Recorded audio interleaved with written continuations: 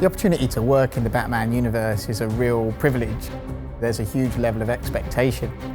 You want to create something that stands up with all of this other great fiction and Batman lore that's been told over the years. It was such a great concept of Batman being victimized by all the characters. The potential for conflict was limitless. You will die. I think the stakes are much higher here. Joker has a lot less to lose. He was sick in the head before, but now his body is sick as well. I've just had a horrible thought. We could both actually die here tonight. The whole series is kind of like living in this crazy, dark world where you don't really know who's really a good guy anyway. You must show you are willing to take a life. It's got a really fantastic, gritty flavor to it. This game is totally badass. Writing a story for a game is completely different, I think, to writing a story for a film. We're regularly writing hourly crescendos in our story to keep people playing, to keep them interested.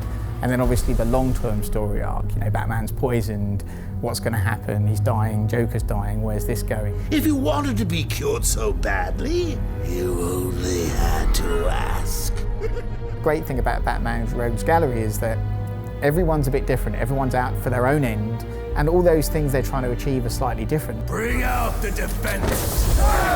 What got us excited is what if you have this huge district of Gotham and then you put all of these supervillains into it. That was where the genesis of the story was. You will regret what you did, Mr. Cobblepot. To tell a classic complex Batman story in this huge open world we created is obviously a bit of a problem because, you know, we never know where the player's going to go. One of our solutions was to develop the surveillance system so that at any point you can listen into conversations that are happening live around you. There are lots of these kind of story elements that we are constantly drip feeding you throughout the game. They're all talking about events that you have witnessed or seen or been part of. What the hell happened? Don't know. Gas leak? In a church rooftop? A gas leak? No way. We'll write a ton of stories around the main story because we want to make sure that everything's consistent. So we go in and we'll write a story about Penguin. How did he get there? What was he doing before he came to Arkham City? Where does he go after Arkham City? And we'll do that for every character.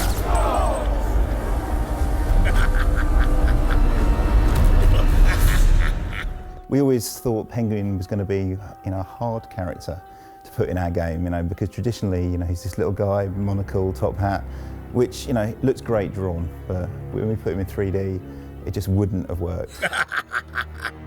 Our very first conversation on Penguin was, you know, we should make him this kind of Cockney gangster. And then I think I joked we should shove a bottle in his eye for the monocle. And I don't know if it was Jim or someone from DC, it straight away went, yeah, that's awesome, let's do that. And you know, it's that kind of relationship that really helps us take these characters and push them to new places. Are you gonna be a good boy and give up nicely? You're not giving orders here anymore, Cobblepot. Anyone who's finished Arkham City will know that, you know, it doesn't end well for Harley Quinn, and you know, she's now got a bit of an axe to grind with Batman. Surprise, B-Man! With the DLC, it's enabling us to tell the story of Harley Quinn's revenge that follows shortly after the events of Arkham City. The player actually switches roles between Batman and Robin, the two kind of working cooperatively. You're late, Batman. Late, late, late. We spent so long working on the mechanics, working on how to tell stories, building the characters, you know, building this playground. We could almost be more ambitious and create a storyline that ties up loose ends and really makes sense in our universe.